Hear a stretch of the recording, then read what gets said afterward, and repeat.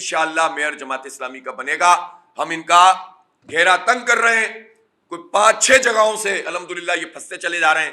انہوں نے جو کچھ جال سازی کی ہے انشاءاللہ تعالی چیزیں تبدیل ہوں گی, اور اس شہر میں تعمیر و ترقی کا سفر شروع ہی اس وقت ہوگا جب آئندہ قومی انتخابات میں ساری سازشوں کے باوجود لوگ اپنے ووٹ کو ایک طرف کریں گے, اس لیے کہ مقابلہ پیپلز پارٹی سے. باقی تو جس پارٹی کو بھی ووٹ دو وہ جا کر وڈیروں کے آگے سجدہ ریز ہو جاتا ہے. کراچی تو بار بار 35 سال سے ایم کیو ایم بیچ رہی ہے, اس کی آبادی بیچ رہی ہے, وڈیروں کے ہاتھوں ہماری نمائندگی بیچ رہی ہے. 10 سیٹیں کم کر دیں قومی اسمبلی کی, 17 سیٹیں کم کر دیں ہماری صوبائی اسمبلی کی. کراچی سے وزیر اعلیٰ بننے کی رمق پیدا ہوتی ہے, ایم کیو ایم بیچ دیتی ہے, وڈیروں کو دے دیتی ہے یہ اختیار کہ نہیں بن سکتا, اس لیے کہ مردم شماری پر انہوں نے جال سازی کر کے نون لیگ, پیپلز پارٹی اور ایم کیو ایم نے اس کی منظوری دے دی, 1.5 کروڑ گنتی کم کر دی ہماری. تو کہنے کا مقصد یہ ہے کہ یہ جو سارے کام کیے جا رہے ہیں اس میں ہم پیچھا نہیں چھوڑیں گے. عوام ہمارے ساتھ ہیں الحمدللہ کراچی کے, ہم ان کے ساتھ مل کر جو کچھ بھی ہوا ہے اس سے بھی ہم نے سیکھا ہے. اس لوکل باڈیز بلدیات کو بھی انشاءاللہ واپس لیں گے ان سے, اور قومی اور صوبائی انتخابات میں جماعت اسلامی پر لوگ اعتماد کریں گے اللہ نے چاہا, اور جماعت اسلامی کو بھاری مینڈیٹ شہر سے مل گیا ایک مرتبہ, ہم حکومتیں بنائیں گے انشاءاللہ, اور اس کے نتیجے میں اس شہر کے مسئلے کو حل کریں گے. سب کو سر جوڑ کر بیٹھنا چاہیے, رینجرز کو, پولیس کو, فوج کو, اور یہ دیکھنا چاہیے کہ خود ہمارے علاقوں کے اندر یہ سب کچھ کون کر رہا ہے, کیا کر رہا ہے, کن اسباب سے یہ سب کچھ ہو رہا ہے, کون اسٹریٹ کرمنل پیدا کر رہا ہے, کون ان اسٹریٹ کرمنل کو کرائے پہ اسلحہ دے رہا ہے, اس کے پیچھے ہیں اصل میں کون طاقتور لوگ جس کی وجہ سے یہ کام چل رہا ہے, اور اس پر ڈائریکٹ ایکشن ہونا چاہیے. اسی طرح سے جتنے بھی چیزوں کا تعلق انفراسٹرکچر سے ہے, ایجوکیشن سے ہے, ہیلتھ سے ہے, جن کا تعلق روزگار سے ہے, یہاں نوجوانوں کو روزگار نہیں مل رہا, تعلیم مہنگی سے مہنگی ترین ہو گئی ہے, تو کیسے مسائل حل ہوں گے؟ پھر لوگ کیا کریں گے؟ پھر کرائے کی بندوقیں لیں گے اور چھینیں گے, برباد ہوں گے, نشہ کریں گے.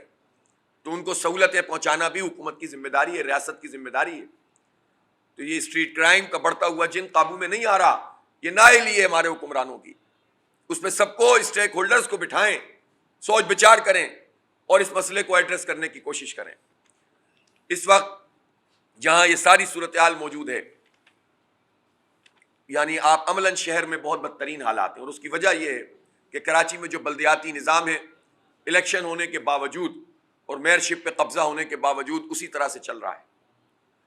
میں آپ کو بتانا چاہتا ہوں کہ 15 جنوری کو الیکشن ہوا, پچھلے سال, اس سے پچھلے سال سے یہ پورا قانون بنا, یو سیز کی حیت بدلی, لیکن 1.5 سال میں پیپلز پارٹی نے اور اب کیئر ٹیکر گورنمنٹ میں بھی آج تک ڈیفنکٹ یو سیز کے اوپر نظام چل رہا ہے.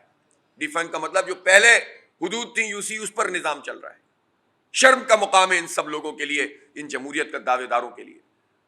اور جب بھی اب ہم بات کر رہے ہیں کیئر ٹیکر وزیر بلدیات سے, وزیر اعلیٰ سے, سیکرٹری صاحب سے, بس کل ہو جائے گا اور پرسوں ہو جائے گا, کیسے ٹھیک ہوں گی چیزیں؟ وہ الگ بات ہے کہ سالڈ ویسٹ اور واٹر بورڈ کا ایک پیریلل سسٹم ہے, اس کو ڈیوالو ہونا چاہیے, وہ تو ایک الگ مسئلہ ہے. پھر اس کے بعد کیا ہوا؟ 15 جون کو حلف اٹھایا چیئرمین, وائس چیئرمین جو ٹاؤنز کے ہیں, انہوں نے جا کر اس مہینے میں ڈی ڈی او پاور دی انہیں, لیکن ابھی بھی جو بجٹ بنا کر ٹاؤنز نے بھیجا اس کو جماعت اسلامی کے ٹاؤنز کا بجٹ اپروو نہیں کیا گیا. تو میں یہ سوال نہیں کروں کہ یہ کیئر ٹیکر گورنمنٹ ہے یا پیپلز پارٹی کی گورنمنٹ ہے, یہ وزیر بلدیات یا وزیر اعلیٰ پیپلز پارٹی کے ہیں یا وہ کیئر ٹیکر؟ اگر پیپلز پارٹی کے ٹاؤنز کا بجٹ پاس ہو گیا اور جماعت اسلامی کے 9 ٹاؤنز کا نہیں ہوا تو اس کا مطلب ہے پیپلز پارٹی کی ایکسٹینشن چل رہی ہے.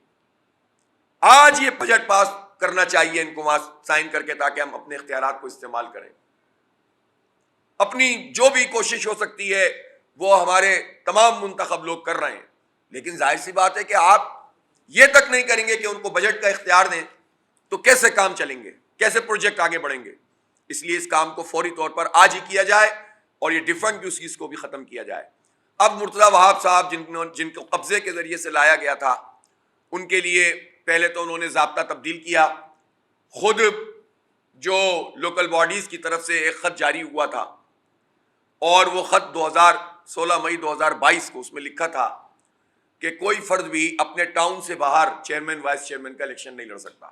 مرتضیٰ وہاب صاحب کو یہ سہولت دی الیکشن کمیشن نے کہ وہ اپنے ٹاؤن کے باہر بھی 2 مزید جگہ سے الیکشن لڑیں. ایک جگہ سے تو انہوں نے وڈرا کر لیا, بھاگ گئے, ایک جگہ سے انہوں نے سب سے وڈرا کروا لیا ماشاءاللہ. اور کل شکریہ ادا کرنے گئے تھے عوام کا. اور بھائی عوام کا شکریہ کیا ادا کرنے گئے تھے ابراہیم حیدری, آپ نے تو لوگوں کو اغوا کر لیا, آپ نے تو جاموٹوں کے ذریعے سے قبضہ ہمیشہ سے وہاں عورتوں کو اغوا کر لیتے ہیں. یہ شہر کراچی ہے, اس شہر کراچی میں یہ کرتے ہیں تو اندرون سندھ میں پیپلز پارٹی کے وڈیرے کیا کرتے ہوں گے. اور پرپوزر سیکنڈرز کو سب کو زبردستی بٹھا دیا. یعنی وہ آدمی جو اپنا شناختی کارڈ دے رہا ہے, وہ آدمی جو جا کر RO کے سامنے کسی کینڈیڈیٹ کو پروپوز کر رہا ہے, سیکنڈ کر رہا ہے اپنے دستخط کے ذریعے, وہ آدمی اگلے دن کہتا ہے نہیں صاحب میں نہیں کر سکتا. اس کا مطلب کیا ہے؟ اتنا بدترین وڈیرا شاہی نظام ہے, اور اس پر جشن منا رہے ہیں. مرتضیٰ واپ قبضہ ہی رہتا ہے. یہ مینٹلٹی نہیں بدلتی. پڑھنے لکھنے سے جہالت ختم نہیں ہوتی, جاہلیت ختم نہیں ہوتی. ان لوگوں پہ کوئی اثر نہیں ہوتا ان ڈگریوں کا. اور ان کو لاڈلے مائنس لاڈلے پلس کا ویسے ہی بہت نام چل رہا ہے آج کل.